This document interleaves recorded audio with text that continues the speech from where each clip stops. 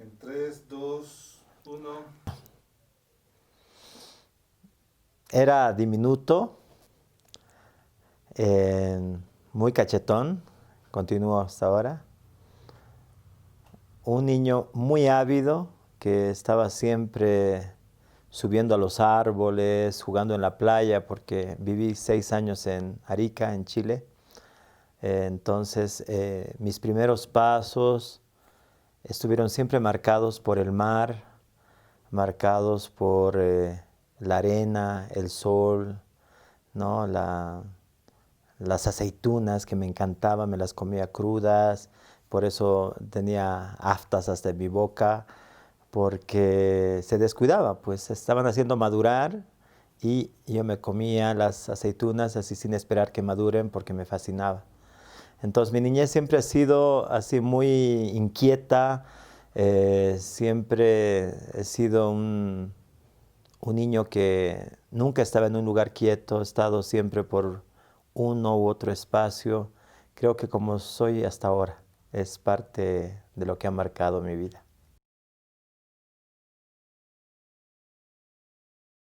Mira, yo he llegado aquí a Bolivia a mis 7 años de Arica, directo al primero básico, porque antes no había kindergarten y todo ese asunto, entonces llegué directamente al primero básico. Estuve en el colegio, en la escuelita Manuel B. Mariaca más bien, en Villa Victoria, porque mi madre no era de La Paz, ella era crocoreña, se va a Chile y ahí hemos vivido mucho tiempo y al venirse a La Paz, pues siempre el radio de la estación donde tú llegas como migrante, pues te acomoda al lugar más cercano hasta estabilizarte, ¿no? Entonces el lugar más cercano era Villa Victoria, de la estación central. Entonces, con todas nuestras cosas, consigue un cuarto ahí, esas épocas, y pues entró al colegio, a la escuelita más bien, Manuel B. Mariaca, que es en ese barrio. Entonces, yo llego todo con un acento chileno, roto, como se decía. Entonces, en ese sentido, la primera reacción más bien de mis compañeritos frente a mi acento y a mi avidez y todo el asunto era pues maltratarme, ¿no? Más que, más que tal vez mis actitudes, que ya seguramente eran femeninas en ese momento de niño, era más la actitud xenofóbica, ¿no? De decir chileno, me robaste el mar, y me rompían el guardapolvo, me hacían eh, el callejón oscuro, que hasta ahora me recuerdo. Entonces, nunca llegaba con el guardapolvo íntegro a mi casa y mi madre ya se molestaba por ello, iba cada vez a la dirección a reclamar y todo aquello, hasta que tuve mi santa protectora maestra Alicia Torrico de Mendizábal, quien ya se convierte como mi protectora en la escuelita. Entonces mis 5 años de básico hasta quinto básico, de primero a quinto, han sido realmente muy felices con ella porque antes no te cambiaban, no seguías con tu profesora de primero hasta quinto y se convertía hasta en una relación muy filial, ¿no? Muy maternal. Entonces tengo lindos recuerdos tanto de mis compañeros como de esta mi maestra.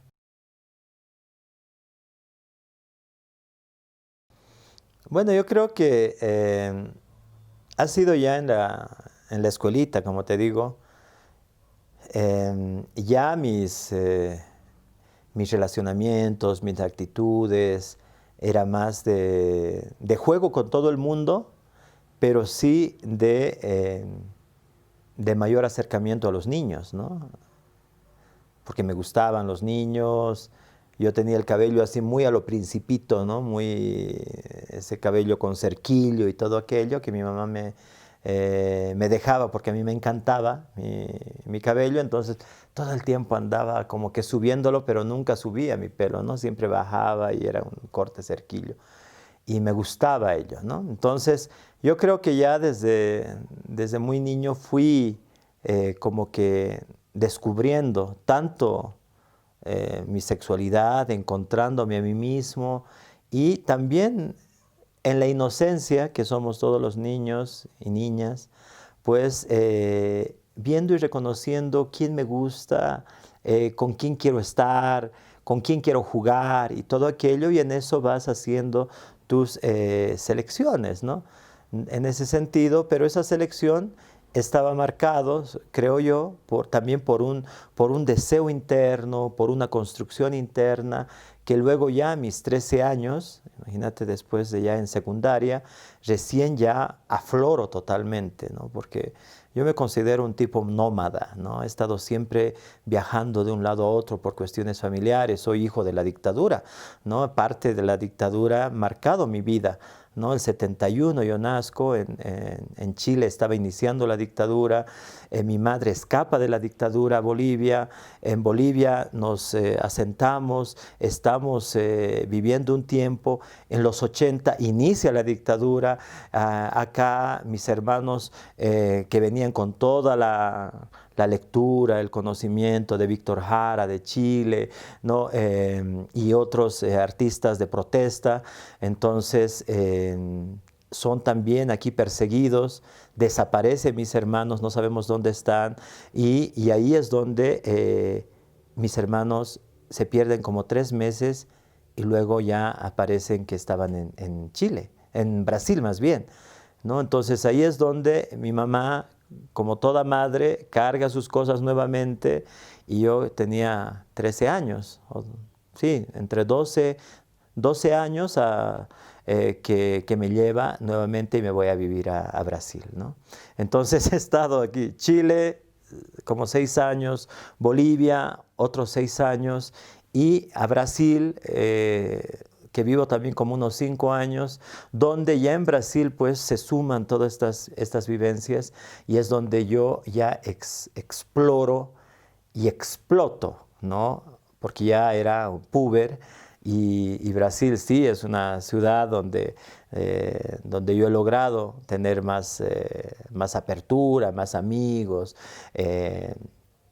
Y ahí es donde yo me empiezo a encontrar a mí mismo y digo, bueno, yo soy diferente, me gustan los chicos, entonces a seguir reforzando esa situación.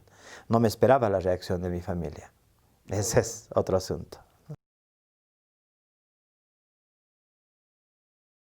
Claro, yo a mis 13 años sí era un chico muy abierto, muy conversador, extrovertido, no era nada tímido, nada, ¿no? Entonces, por ende, tenía amigos de todas las edades, en ese sentido también, por ende, ya las simpatías, el afecto y el amor, de alguna manera, llega a mi vida con otro chico, ¿no? Que es un poco mayor que yo, y ahí es donde empiezan ya los problemas, ¿no? Ahí es donde se dan por enterados mis hermanos, una cuñada mía, quien es la que empieza a hacer eco de esto en los oídos de mis hermanos, y es donde ya me pescan, si quieres, ¿no? Ha sido una pesca, ¿no? Porque ya me estaban seguramente buscando y llega un momento en el que nos pescan juntos, ¿no? Y ahí es donde realmente inicia un proceso tortuoso de persecución, de control extremo, y ahí mi libertad que yo tenía hasta ese momento como joven, ya tenía 14 años para entonces, pues queda truncada, ¿no? Entonces hay una situación de parte de mis hermanos muy conservadora, machista, lo golpean y al final creo que lo hacen desaparecer al tipo porque se va de la ciudad, y, y yo quedo solo en casa. Me golpearon bastante, mi madre tuvo que intervenir y evitar que me sigan golpeando por esta situación. Y ahí es donde mi familia decide que retornemos nuevamente a Bolivia cuando yo estaba ya por cumplir 15 años, ¿no? Y es donde realmente empieza al mundo de libertad que estaba empezando a vivir en Brasil, con toda la apertura que tiene este país, pues nuevamente retorno al enclaustro aquí a Bolivia y con mucha melancolía, ¿no? Mucha melancolía porque ya no reconozco esa Bolivia conservadora, esa Bolivia más ensimismada, ya no la reconozco como mía, ¿no? Entonces yo creo que también ha marcado mucho mi pubertad y adolescencia con el Brasil, que ya una vez que volvemos a Bolivia, pues empieza un proceso muy tortuoso en mi vida personal. Y sumado a eso, pues mi madre muere cuando yo tengo 15 años y ahí viene una cierta culpa de la muerte de mi madre porque en Brasil estábamos bien, mi mamá estaba controlada, ella tenía diabetes y qué sé yo.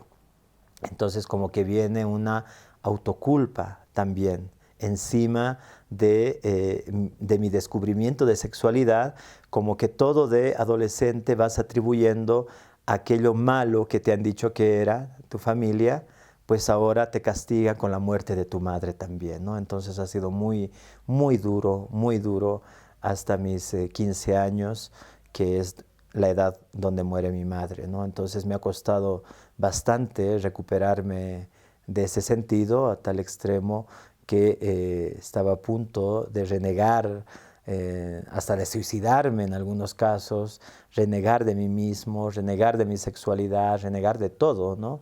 Y en una edad donde tú sabes que puedes cometer cualquier situación, ¿no?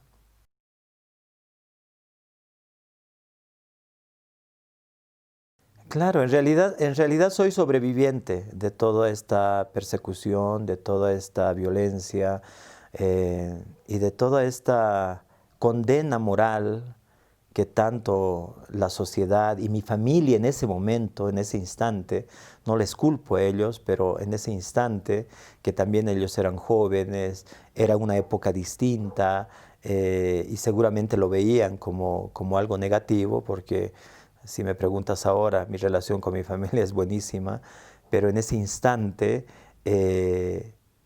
pues realmente podía haberme suicidado y me siento como un sobreviviente de ello, ¿no?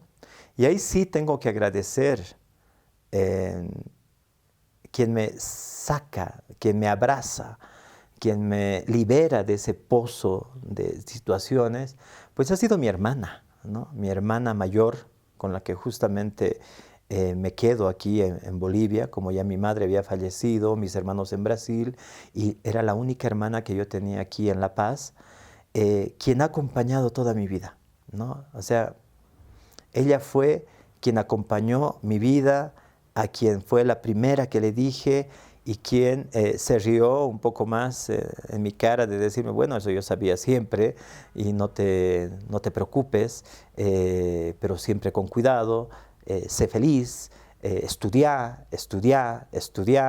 que la vida es muy dura, ¿no? Y que tienes que ser mejor porque tienes que ser uno de los mejores, porque si no, no vas a poder enfrentar a un sistema que casi te mata, ¿no? Entonces, tienes que seguir trabajando en ti mismo, tienes que seguir estudiando. Ella me dio mucho su apoyo, yo viví con ella unos 3 años. Ahí es donde yo digo, bueno, quiero cambiar, y ahí es donde tengo mi hijo también, ¿no? O sea, intento, ¿no? Iniciar una relación heterosexual, pero sabía que no era posible y ahí también la verdad me ha liberado, ¿no? Decirle tanto a ella que mira, no puedo seguir con esta situación, tendremos un hijo, pero tratemos de vivir, cuidarle y amarle siempre toda la vida sin que viva con rencores y sabiendo que su padre está escondiendo su sexualidad, o sea, nada que ver. O sea, yo le decía, yo quiero que él viva y se sienta orgulloso de mí como soy. Entonces, esa comprensión, ese apoyo también de parte de ella, han sido los dos pilares que en ese momento me salvaron, ¿no? Hicieron de mí una persona fuerte, una persona ya más comprometida con mi vida, con mi búsqueda, con buscar información, con nutrirme de información para poder encarar a cualquier persona y mi vida pueda ser mucho mejor, ¿no? Mucho mejor y no tenga que estar en estas situaciones de esconderme, vivir una doble vida y vivir una mentira, ¿no? O sea, la idea era eso, era no vivir en una mentira. Yo quería vivir en libertad y con la verdad.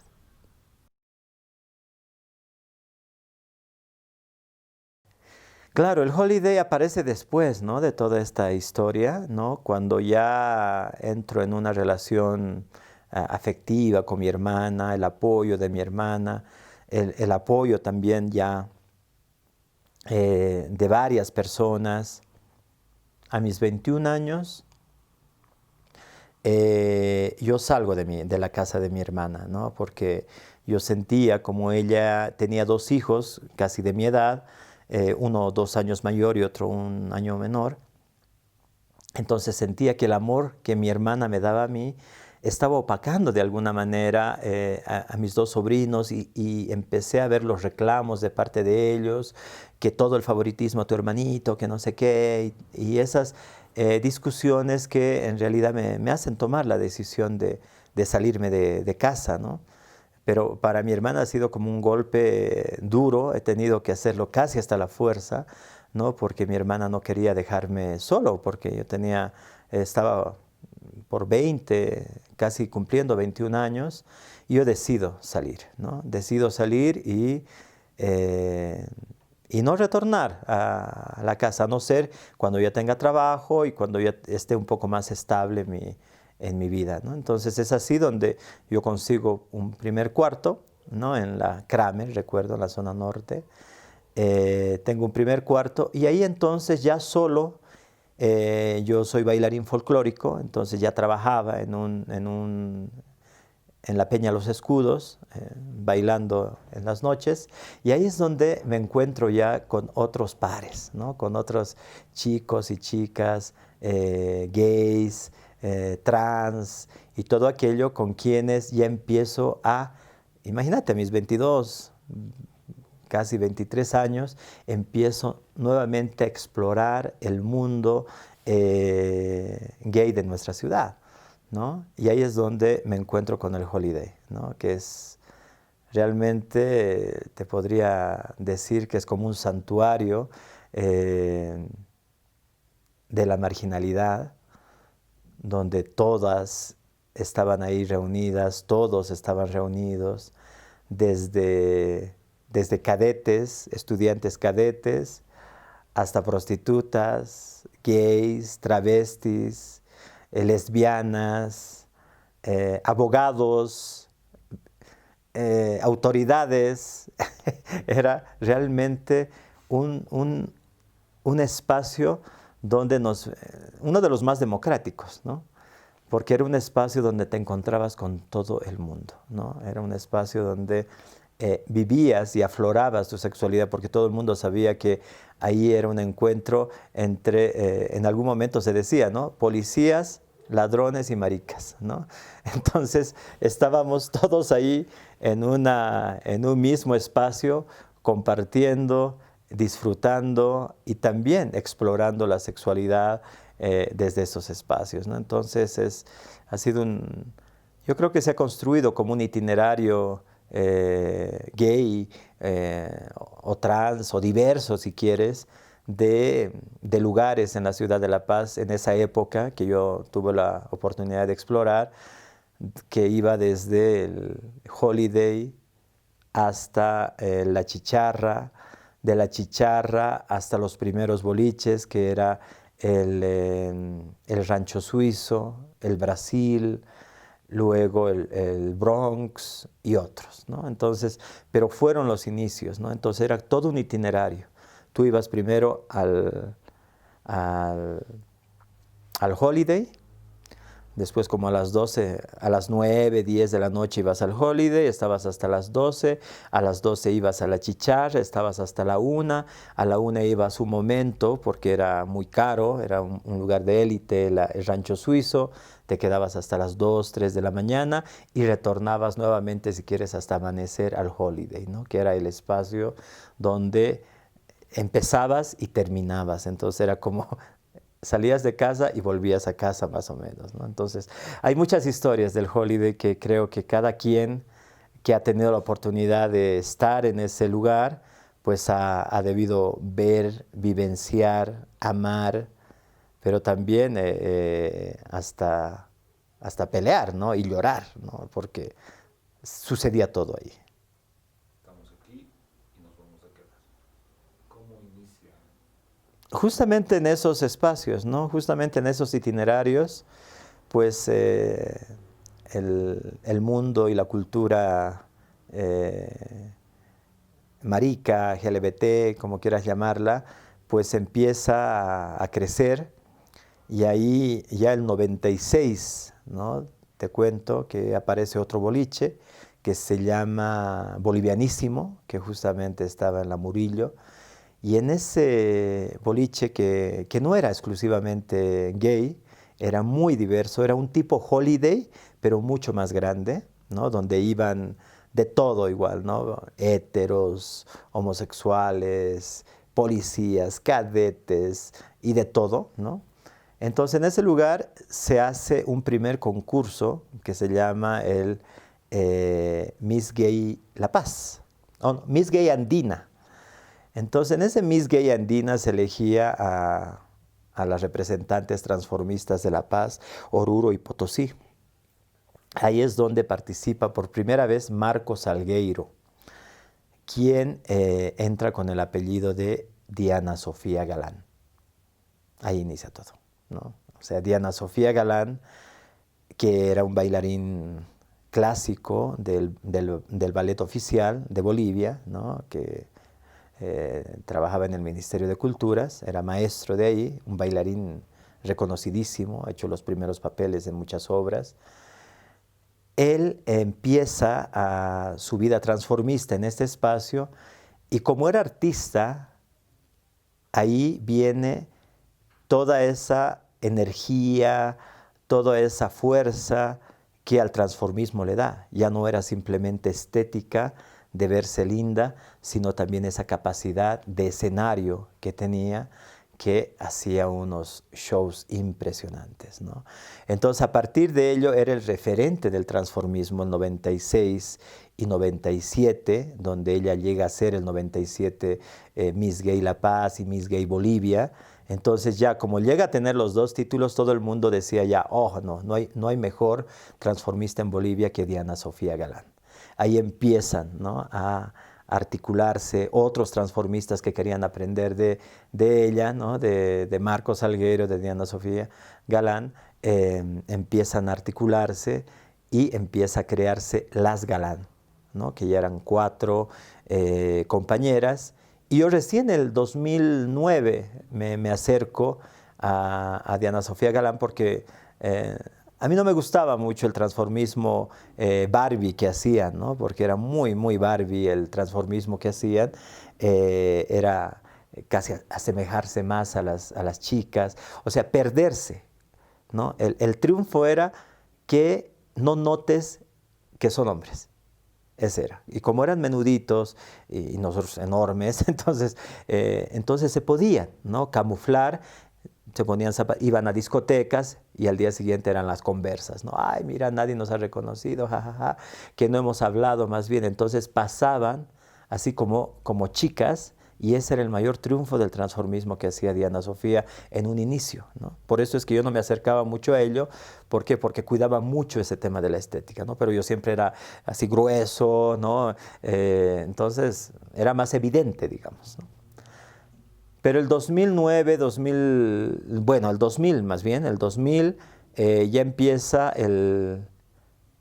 Yo como vivía en el Brasil, entonces tenía mucha relación con el Brasil, los carnavales de Brasil, entonces me traigo una revista Manchete, porque yo ya iba al Brasil por mis hermanos constantemente, porque ellos creyeron en algún momento que cuando yo ya estaba con hijo y todo aquello, que ya me había curado, digamos, ¿no?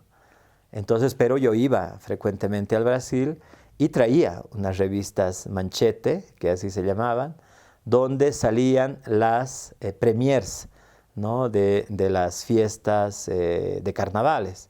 Y entre ellas una revista totalmente drag queen con los primeros trajes que nos llaman la atención. Eran diablas, drag queen, eran una especie de animales como zoomorfos, ¿no? Entonces empezamos ya a hacer empecé a hablar con una de las compañeras, con Carlos Parra, a decirle, oye, hagamos un show más de drag queen, ¿no? Y ahí es donde empezamos a conectarnos con la familia, con las Galán, ¿no? Porque no había familia para entonces, con las Galán, ellas como las Barbie y nosotros como las drag queen, ¿no? Que ya empezamos con las botas largas, ¿no? Las pelucas de colores, ¿no? Hicimos un primer gala drag queen el 2001, que ha sido el primer evento que hicimos, y en ese evento no hubo mucha gente, fue como un fracaso porque hasta nuestras mismas amigas nos decían, oye, parecen payasas los que se pintan con los colores, esas pelucas y etcétera, ¿no? Pero se genera toda una revolución estética, ¿no? Porque ya el drag queen empieza a llamar la atención tanto a Diana Sofía Galán y a otras compañeras, y obviamente ante el medio artístico, académico de los 2000 en Bolivia, en la ciudad de La Paz especialmente, pues empiezan a vernos, ¿no? Wow, como unos referentes ya en la revolución estética desde el cuerpo, ¿no? Susana Rance, ¿no? Una doctora en sociología, Jimmy Tellería, las feministas de esa época estaban ya discutiendo sobre el tema de los derechos sexuales y derechos reproductivos, se empiezan a hacer las primeras propuestas de ley de derechos sexuales, empieza a discutirse el tema del cuerpo, el tema de la performatividad de género, Judith Butler, entonces la academia en realidad ha sido también un soporte para que la familia Galán, con lo que estábamos haciendo, sin teorizarlo inicialmente, pues empieza a ser un boom teórico que el hambre académico de la ciudad de esa época, del 2000, pues empieza a generar y a interactuar con nosotras, y nuestra propuesta llega a ser un escándalo, ¿no? Entonces, y nos fomentan, ya nos invitan a espacios para discutir, espacios de diálogo, de reflexión, analíticos sobre sexualidad, género, eventos mucho más abiertos, etc. Entonces ya se hace como un tema de ciudadanía sexual, que era un proyecto justamente de uno de los compañeros de ciudadanía, de Más que Cinco más bien, era un grupo que reflexionábamos sobre estos temas, y ciudadanía sexual se convierte en la plataforma donde ya todos los diversos, personas viviendo con VIH, porque el VIH también en los 90 empiezan a ser un tema de discusión, los LGBT, personas trans, jóvenes y adolescentes, lesbianas, etcétera, etcétera. Entonces se hace todo un tema de trabajo político el 2001. Y ahí es donde la familia Galán empieza a denominarse familia Galán. Sí, no, ¿cómo lo planteas eso? Bueno, yo creo que no era tanto por reconocimiento, sino era por provocar, ¿no?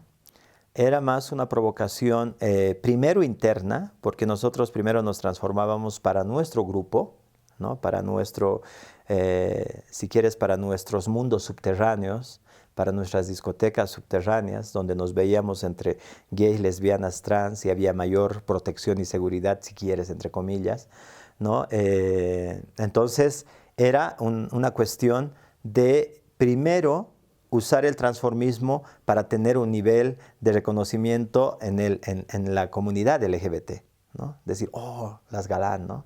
Oh, las Galán. Entonces, y a mí hasta ahora me he quedado yo con el apodo de OVA, ¿no? Ovación, ¿no? Porque yo siempre decía, en un tema también así ya hasta de arrogancia, ¿no? Una ovación para mí cuando llegaba, ¿no? Entonces, ova, ¿no? Entonces yo era la ova, ¿no? Entonces por eso mucha gente hasta ahora me conoce como ova, ¿no? Entonces yo era ovación. Entonces la cuestión era que primero era para generar un espacio, ¿no? Como siempre, todos tenías que, si quieres, intensificar, ¿no? Aquello que sabes hacer para tener un espacio reconocido en un lugar primero, ¿no? Después ese espacio de reconocimiento interno LGBT ya se torna como un espacio necesario, como te digo, en los espacios de discusión académica y política que se estaba generando en ese entonces. Los derechos sexuales, el tema del Estado laico, el tema de la ley de derechos sexuales reproductivos, el feminismo en las comunidades, los movimientos de liberación homosexual, LGBTI en América Latina y el Caribe. Entonces ya no era simplemente una situación de reconocimiento, sino de necesidad política.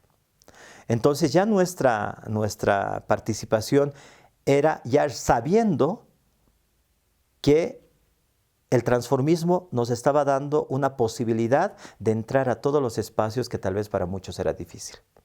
Los medios de comunicación, los espacios culturales, los espacios académicos, ¿no? Entonces yo llego a viajar bastante desde el año 2003-2004 a encuentros ya internacionales sobre sexualidad, muchos libros que se han escrito desde entonces. Entonces hemos salido directo, ¿no? O sea, nada de decir, ay, qué linda soy, reconózcanme. No, no, no. No, era directamente así ya como que nos lanzan, como que a la piscina, para empezar a hacer de nuestro transformismo y el cuerpo una herramienta política que nos permitía ya discutir con el otro, con la otra. Es por eso que te estoy diciendo, hemos nacido el 2000, 2001, y el 2002, 2003 ya estábamos confrontando al sistema, ¿no? Porque ya habían las marchas de los pro vida, los pro familia, que el 2004-2005, recordarás, estaban contra la ley de derechos sexuales. Han marchado 500, miles de gentes de las iglesias y nosotros éramos 5 o 10 que salíamos a las calles transformados. Pero teníamos tanto impacto como los 5 o 5,000 que puedan salir de las iglesias. Y ahí, o sea, la prensa, más bien, que es una memoria textual, una memoria viva, eso lo dice, ¿no? Porque al día siguiente, en la tapa de los medios de comunicación, las 4 Galán y aquí la marcha de los 500, al mismo nivel, ¿no? Entonces ya dijimos, no, hay que intensificar el transformismo y si era necesario nos transformamos hasta 3 veces al día para provocar, para estar en los medios de comunicación, porque todo el mundo se genera un boom con la familia Galán, porque todo el mundo quería entrevistarnos, saber quiénes éramos, qué discurso teníamos, y nosotros así, ¿no? Entonces teníamos pero que estar en estos espacios. Entonces por eso yo creo que ha sido un espacio estratégico, ¿no? O sea, un momento estratégico de utilizar el transformismo como hasta elemento cultural que identifica al movimiento LGBT, TLGB de entonces hasta ahora, ¿no? Porque creo que al final, hasta ahora somos como un mito. Se escucha Familia Galán, ya rápido tu mente se refiere a transformismo, a drag queens, ¿no? Y eso ha sido muy, muy importante también nuestra complicidad con la prensa, ¿no? Y nuestra complicidad con la academia. O sea, la academia, el CIDESUMSA, por eso yo hago también mi maestría en estudios de género esa época, empiezo a introducir en la academia ya este discurso de la diversidad sexual, de la performatividad de género, Judith Butler, ¿no? La posmodernidad, etcétera, etcétera. Ni siquiera estamos ¿no? Saliendo de la modernidad, creo, en algún momento, pero ya estos discursos empiezan a generarse como puntos de encuentro entre muchos grupos. Mira, yo creo que mientras no había la Constitución Política del Estado, era un momento de búsqueda, ¿no ve? De lucha, de estar en todos los espacios, desde la academia, desde lo internacional. Y después ya llegamos a hacer un movimiento tan fuerte, tan conectados con los movimientos feministas, movimientos de mujeres, que en la Asamblea Constituyente se aprueba y se incluye, ¿no? Y se sanciona toda forma de discriminación por orientación sexual e identidad de género. Si me dices, ¿ha habido avances a nivel normativo? Te diría que sí, ¿no? A nivel normativo ha habido muchos avances. Te diría que a nivel práctico, poner en práctica estas políticas de lucha contra la discriminación, todo aquello, creo que no se ha logrado hacer que esta política realmente se institucionalice, ¿no? en la instancia pública, ¿no? Porque no ha habido esa voluntad en algún momento. En algunos espacios sí se institucionaliza, en otros no.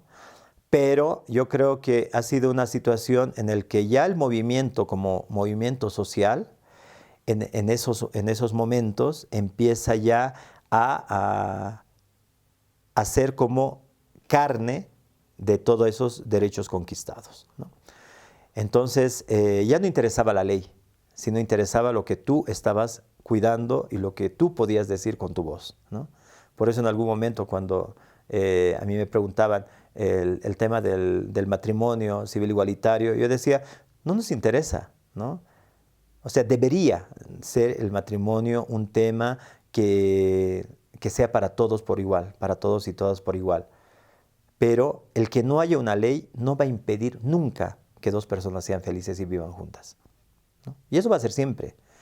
Entonces la normativa, si bien ha ido avanzando, por un lado, no se generan procesos de operativización de la norma, pero los mismos grupos activistas LGBTI van haciendo carne de esto y lo van practicando. Entonces practican lo que han ido logrando. Entonces en ese sentido creo que sí ha habido un avance importante de un tiempo a esta parte, pero ahí también ese avance también ha generado respuestas contrarias ya de grupos conservadores, como de la misma iglesia, ¿no? Entonces, ahorita yo creo que se está en una situación de retroceso social, más que de retroceso de los avances de derechos, ¿no? Porque yo creo que la población LGBTI sigue avanzando, sigue vivenciando, sigue practicando sus derechos, pero el retroceso está siendo por el lado ya de la sociedad, ¿no? ¿Por qué? Porque las miradas conservadoras, los discursos de odio, las iglesias evangélicas y otras que han ido prosperando también, abriendo sus espacios de acción en distintos lugares, ha ido generando como que ya las resistencias ante todos estos avances de libertades sexuales, no solamente de la población LGBTI, sino también de las mujeres, sino también de las mujeres, de las feministas, que estamos luchando a favor del aborto y otras agendas que llegan a contener estos grupos conservadores para que sigan avanzando más, ¿no? Porque obviamente al avance que hay se genera estos procesos de resistencia. Por eso te digo, si no hubiese habido este avance, yo creo que esto no hubiese habido ni siquiera la necesidad de rearticularse. Pero ahorita sí, estamos en un momento en el que tanto los discursos políticos actuales están aludiendo a Dios, metiendo la Biblia por todo lado. Entonces tú vas viendo que las iglesias se están convirtiendo hasta en espacios de proclamaciones políticas partidarias. Entonces estás viendo que ya estos grupos conservadores ya no simplemente están hablando desde la fe, sino desde la política partidaria. ¿Y por qué han entrado a ese punto? Porque es la única forma de retroceder los derechos y los avances de estos, ¿no? Entonces, es lógico. Entonces, por ende, los avances son evidentes. Por eso la presencia de estos grupos. Más bien, quien está retrocediendo es la sociedad. No sé si soy referente, ¿no? Solo sé que he hecho de mi vida, ¿no?, un espacio de lucha, de protesta, de construcción, también de necesidades de investigación, de visibilizar muchas temáticas.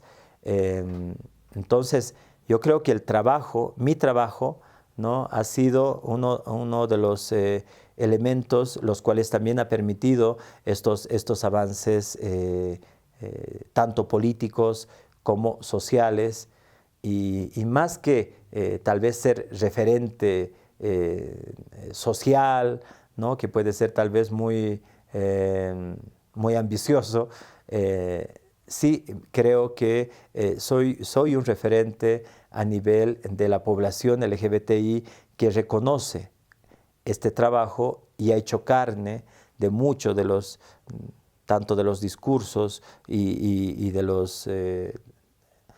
las publicaciones que he ido realizando, para que se conviertan en también, ¿no?, instrumentos de lucha, tanto en sus familias como en sus vidas mismas, ¿no? Entonces, cuando tú ves que alguien, un joven, un adolescente de 16, 17, 18, viene, te para en la calle cuando estás caminando y te dice: gracias por haber escrito ese libro, me ha ayudado mucho con mi familia y ahora hay una situación de aceptación, quisiera que los conozcas. O sea, yo digo, wow, hemos debido hacer algo bien, ¿no? Porque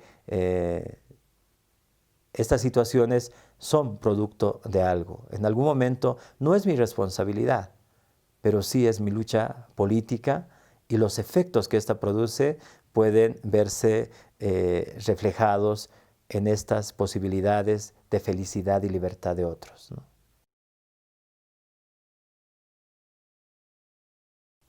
David Aruquipa. Cierto, sí, sí.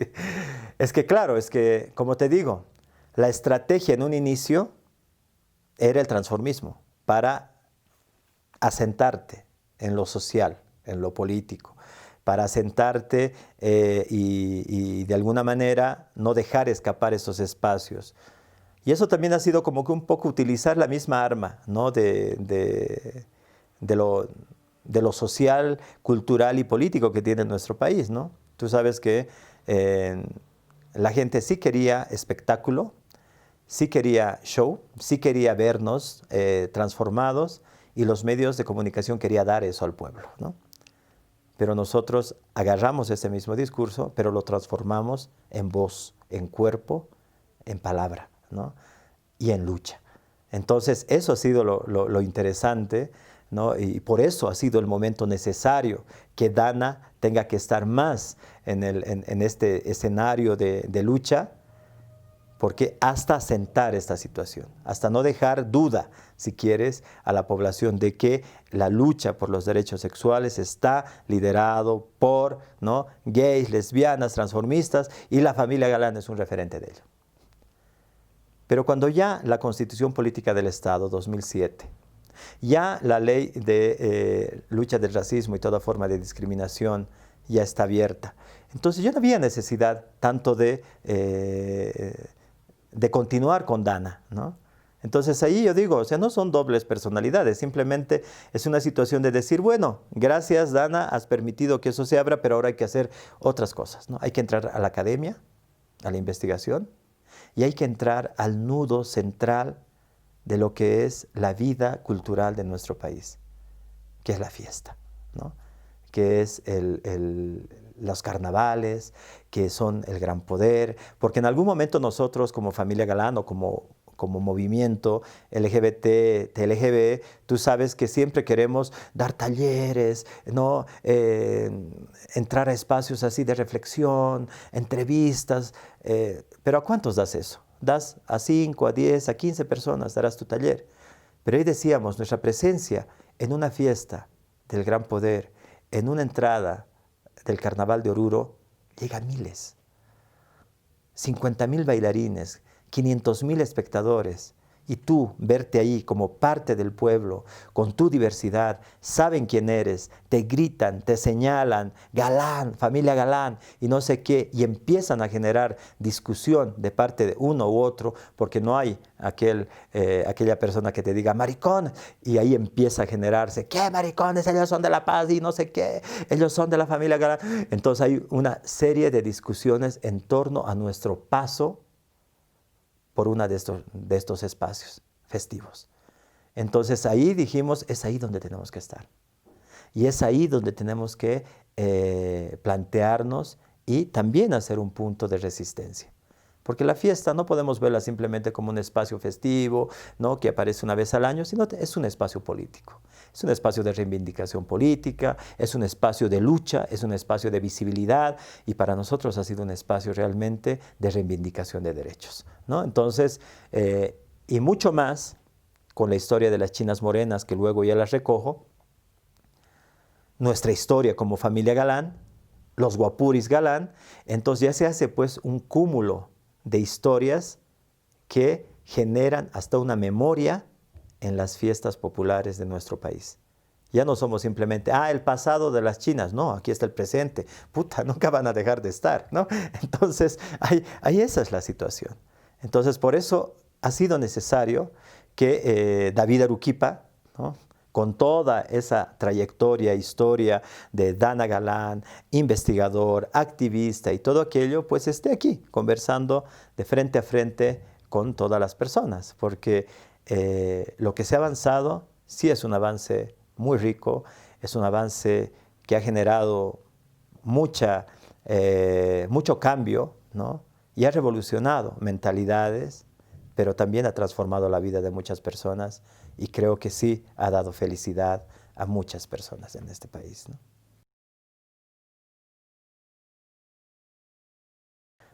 Es que creo que siempre he sido de lucha, ¿no? O sea, yo creo que ya desde el momento que yo nací en una época donde la dictadura estaba queriendo arrebatarle los niños a las bolivianas y peruanas en Arica, en Chile, y mi madre me salva de todo eso, y nos venimos a Bolivia, y era un tema de lucha, de resistencia de mi madre. Yo creo que el valor, ¿no?, la fuerza que mi madre ha tenido para tomar decisiones en la vida, ha sido un punto central que, yo digo, hasta del ADN de mi madre, pues ha sido luchar, resistir,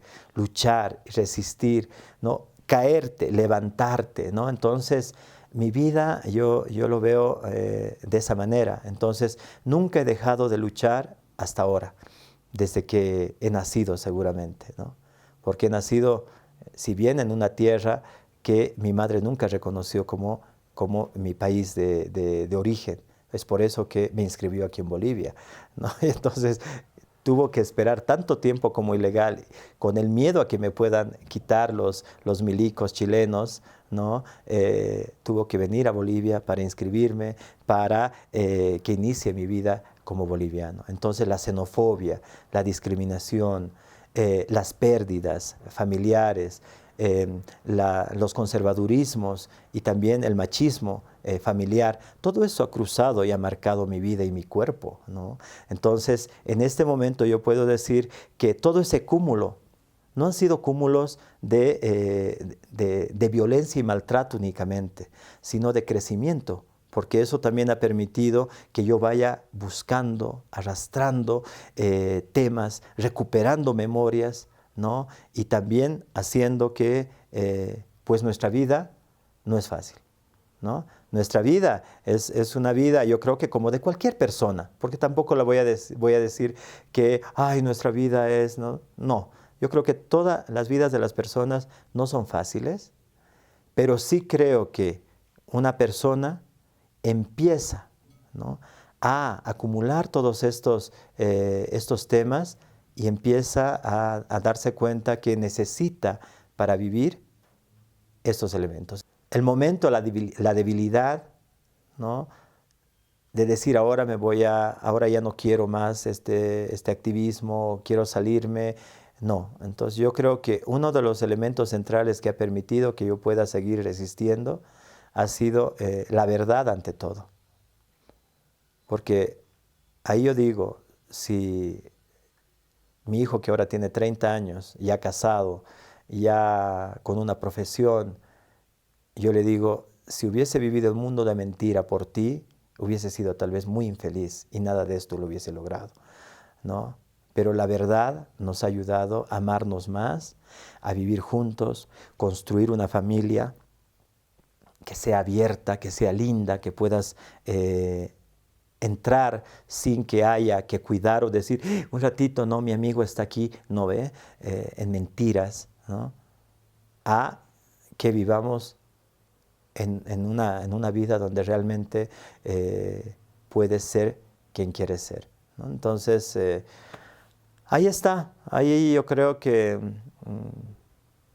mi vida es una vida más, pero creo que esta vida la he dado para que otros puedan caminar y puedan alcanzar mucho más rápido aquello lo que para mí ha sido más dificultoso.